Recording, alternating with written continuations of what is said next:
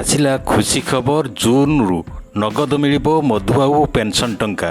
ନମସ୍କାର, ମୁଁ ଗଦାଧର ମୋର ୟୁଟ୍ୟୁବ୍ ଚ୍ୟାନେଲ୍ ଜିପି ନ୍ୟୁଜ୍କୁ ସ୍ୱାଗତ କରୁଛୁ।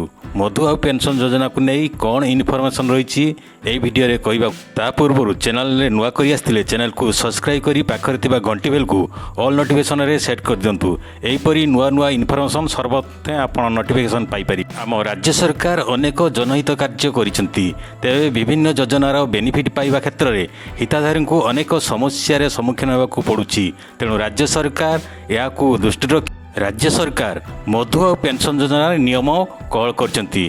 ମଧୁବାବୁ ପେନ୍ସନ୍ ଯୋଜନାର ବୟସ୍କ ତଥା ଭିନ୍ନକ୍ଷମ ହିତାଧିକାରୀମାନେ ପେନ୍ସନ୍ କେନ୍ଦ୍ରକୁ ଠିକ୍ ଭାବରେ ପହଞ୍ଚି ପାରୁନଥିଲେ।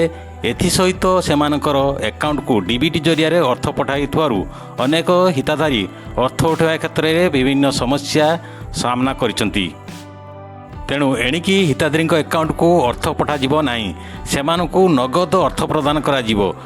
ଯେଉଁମାନେ ଭତ୍ତା କେନ୍ଦ୍ରକୁ ଯାଇପାରୁନାହାନ୍ତି ସେମାନଙ୍କ ଘରେ ପେନ୍ସନ୍ ପହଞ୍ଚାଯିବ ବୋଲି ଯାହା ସୂଚନା ରହିଛି। ଏନେଇ ସମସ୍ତ ଜିଲ୍ଲାପାଳ ଓ ମହାନଗର ନିଗମ କମିଶନରଙ୍କୁ ରାଜ୍ୟ ସରକାରଙ୍କ ସାମାଜିକ ସୁରକ୍ଷା ଓ ଭିନ୍ନକ୍ଷମ ସଶସ୍ତ୍ରୀକରଣ ବିଭାଗ ପକ୍ଷରୁ ଚିଠି ଲେଖି ନିର୍ଦ୍ଦେଶ ଦିଆଯିବା ସହିତ ବିଜ୍ଞପ୍ତି ପ୍ରକାଶ ପାଇଛି। ଏହା ରାଜ୍ୟ ସରକାରଙ୍କର ସଠିକ୍ ପଦକ୍ଷେପ କି ଆପଣ ତଳେ କମେଣ୍ଟ ବକ୍ସରେ ଲେଖି ଜଣାନ୍ତୁ। ଭିଡ଼ିଓଟି ଭଲ ଲାଗିଥିଲେ ଭିଡ଼ିଓଟିକୁ ଲାଇକ୍ କରି ସାଙ୍ଗସାଥିମାନଙ୍କୁ ସେୟାର କରିଦିଅନ୍ତୁ। ରହିଲି, ଜୟ ଜଗନ୍ନାଥ।